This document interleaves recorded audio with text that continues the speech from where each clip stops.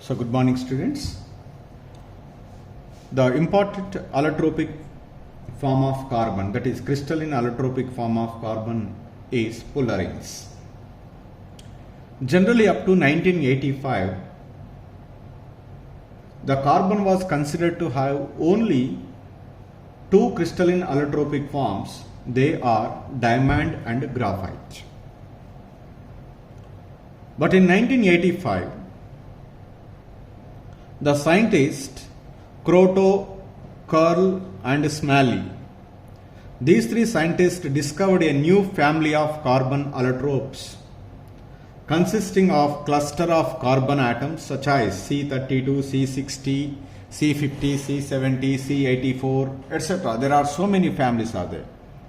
All these are discovered by these three scientists. These were called fullerenes. Generally, these are also called Buckminster fullerenes because a geoscientist was there. He was an architect. He was designed some domes, geodesic domes. The structure of the geodesic domes are exactly same as the fullerenes. That's why these are also called Buckminster fullerenes. The purified form of these fullerenes are having very attractive colors. So how do you prepare these fullerenes? Generally it was synthesized from a soot which is obtained by striking an electrical arc between graphite electrodes at high temperature around 3773 Kelvin temperature in the presence of inert atmosphere. We get a soot. That soot material is in the form of vaporized. It consists of CN molecules like C32, C50, C60, C70, C254, C350, like that. Different CN molecules are there. They are in the form of vapor phase. When we do condensed, that vapor form, we are getting the materials.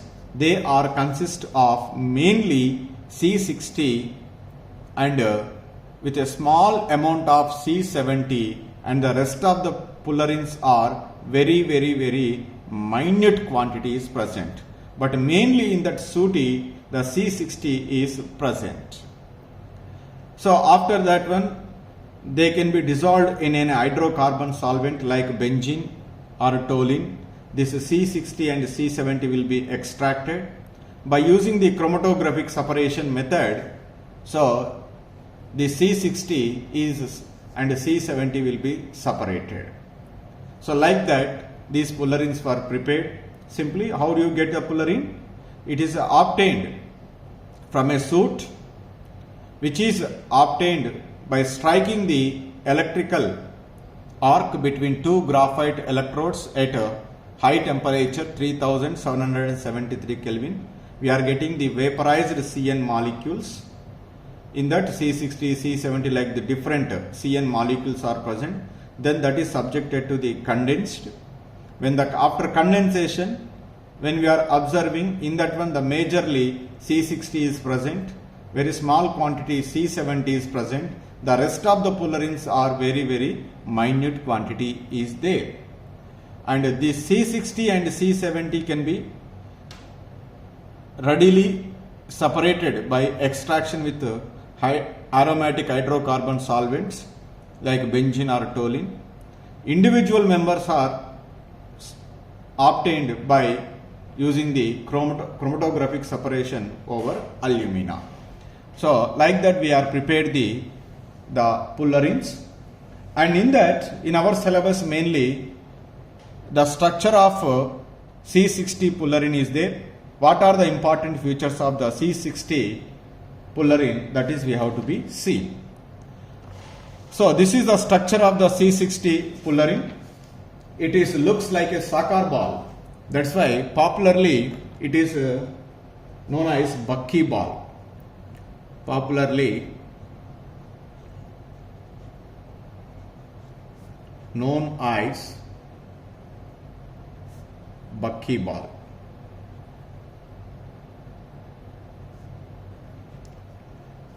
So when we are observing this one, there are two types of the rings are present. One is 6-membered carbon rings are present and 5-membered carbon rings are present. It consists of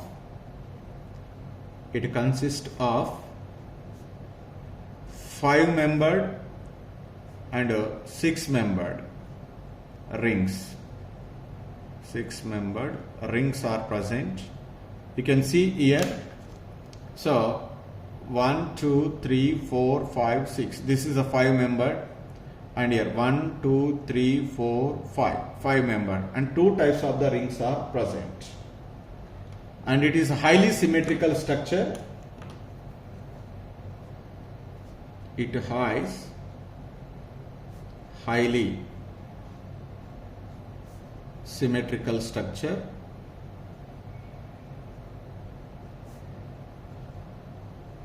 Symmetrical structure means all the carbon atoms occupy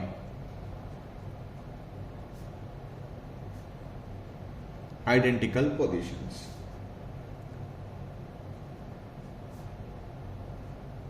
Identical positions.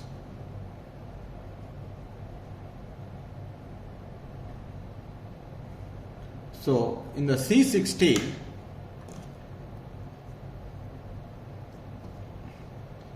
the geometry is called truncated icosahedron. Geometry is truncated icosahedron. Icosahedron. This is the geometry. In this C60 fullerene, 6-membered rings and 5-membered rings are there. 6-membered rings are called hexagons. So 20 hexagons are present.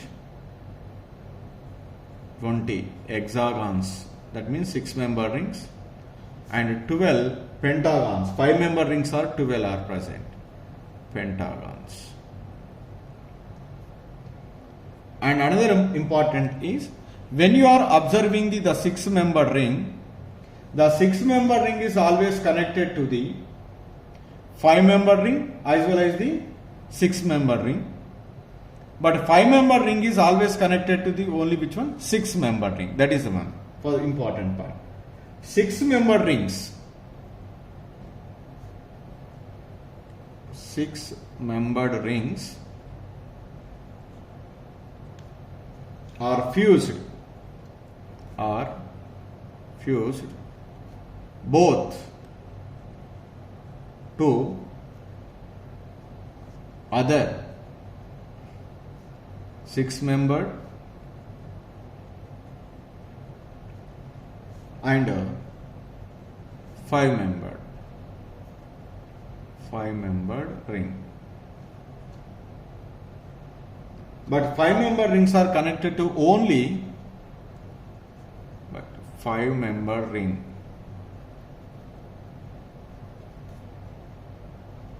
Is connected to only 6-membered ring. That is, we can clearly observe in the structure.